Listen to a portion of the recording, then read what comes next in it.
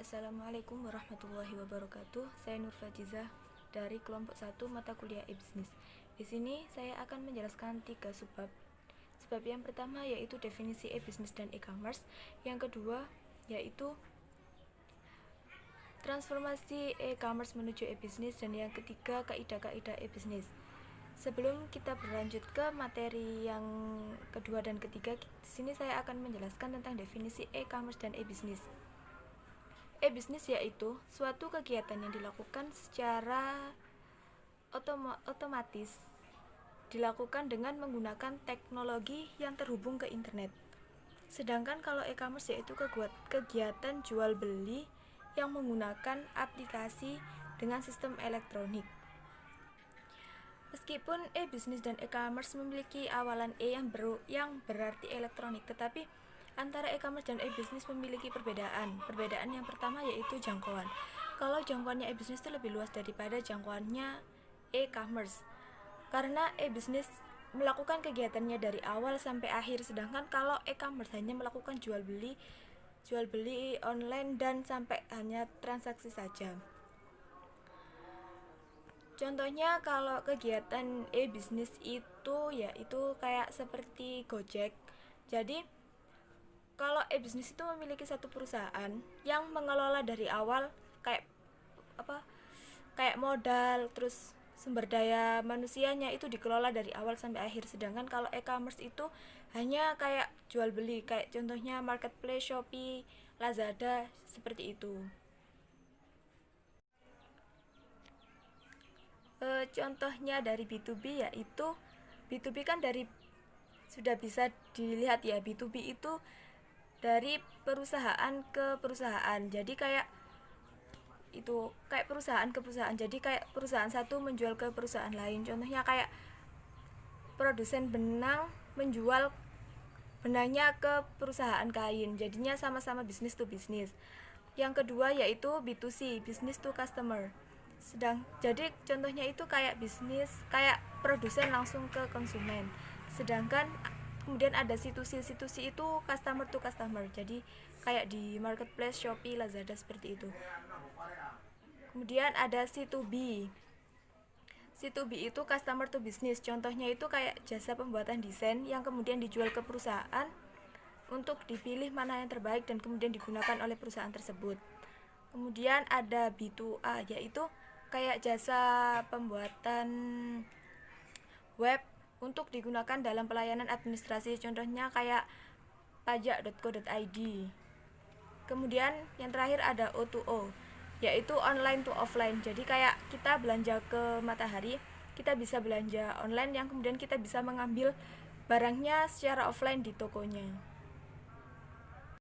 Ada beberapa keuntungan kita menerapkan e-bisnis dan e-commerce dalam kehidupan kita sehari-hari. Yang pertama yaitu tidak ada batasan geografis. Jadi kita kayak misalkan kita membeli barang di luar negeri, kita tinggal membeli di aplikasi. Jadi kita tidak perlu keluar negeri untuk mendapatkan barang tersebut. Yang kedua, harganya lebih terjangkau. Karena kenapa kok lebih terjangkau? Karena kita tidak perlu ke tokonya untuk membeli barang tersebut. Kayak contohnya kayak misalkan kita butuhnya di luar negeri, jadi kita tidak perlu keluar negeri, kan biaya untuk keluar negeri saja berapa, jadi harganya itu lebih terjangkau daripada kita membeli offline. Kemudian yang ketiga yaitu kita bisa melakukan pencarian barang apapun yang kita butuhkan. Jadi kita tidak harus keliling ke setiap toko untuk mencari barang apa yang kita butuhkan. Jadi tinggal kita mencari di aplikasi barang apa yang kita butuhkan. Jadi itu tinggal kita pencet dan kita beli, kemudian kita melakukan pembayaran dan akan dikirim oleh kurir yang ditunjuk oleh toko tersebut. Dan juga kita tidak perlu menyediakan toko. Kalau memang kita jual beli online, kita itu tidak perlu menyediakan toko offline untuk display barang-barang yang kita jual. Lanjut ke materi yang selanjutnya. Perkenalkan, nama saya Nur Lailatul Masrurah.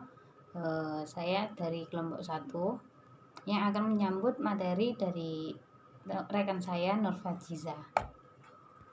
Transformasi e-commerce menuju e-bisnis ini terdapat 3 fase. Yang pertama itu terjadi pada tahun 1994 sampai 1997, di mana e-commerce di sini hanya digunakan sebagai penanda keberadaan suatu perusahaan, memastikan bahwa perusahaan tersebut itu memiliki website,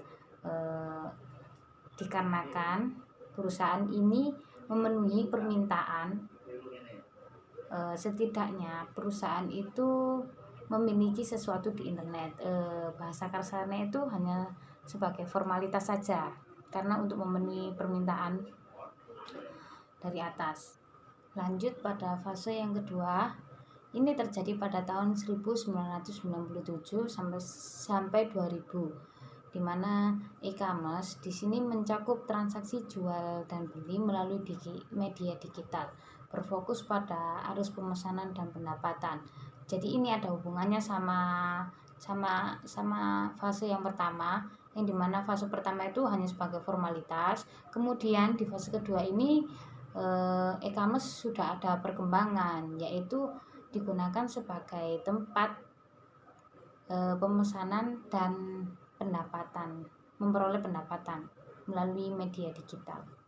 Masuk kepada fase yang ketiga, di mana fase ini terjadi pada tahun 2000 sampai sekarang, yang mana e-commerce sudah berfokus pada bagaimana dapat memberikan dampak pada profitabilitas. Akan tetapi profitabilitas di sini bukan hanya sekedar untuk meningkatkan pendapatan, melainkan juga meningkatkan keuntungan dan juga manfaat.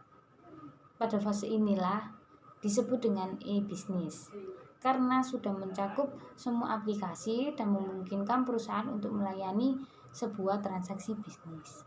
Masuk pada kaidah e-bisnis, di mana di sini terdapat 10 kaidah bisnis. Yang pertama adalah teknologi bukan hanya sekedar perkiraan ke depan dalam membentuk bisnis, tetapi sudah menjadi penyebab dan penggerak bisnis.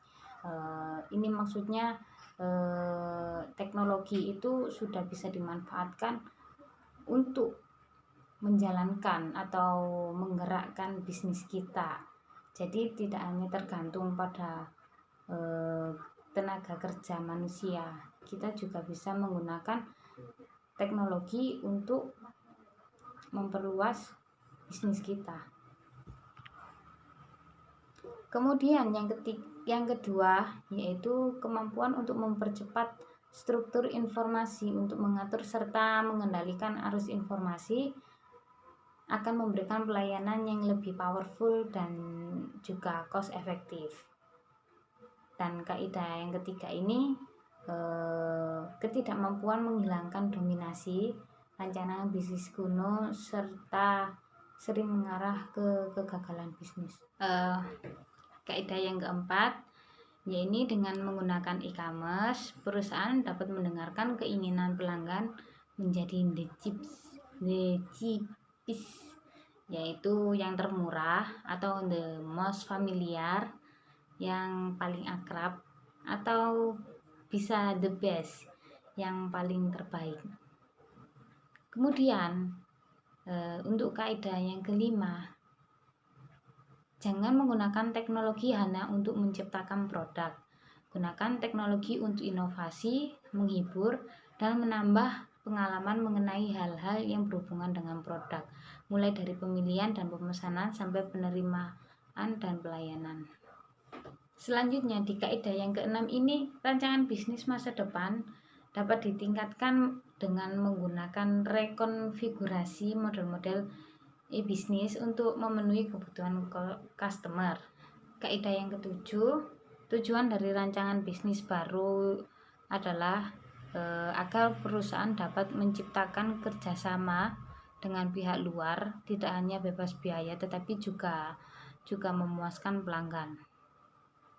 Yang kedelapan, kaidah yang kedelapan yaitu untuk proyek e-bisnis yang mendesak, akan menjadi mudah untuk memperkecil kebutuhan infrastruktur aplikasi dan berfokus pada awal dan akhir aplikasi.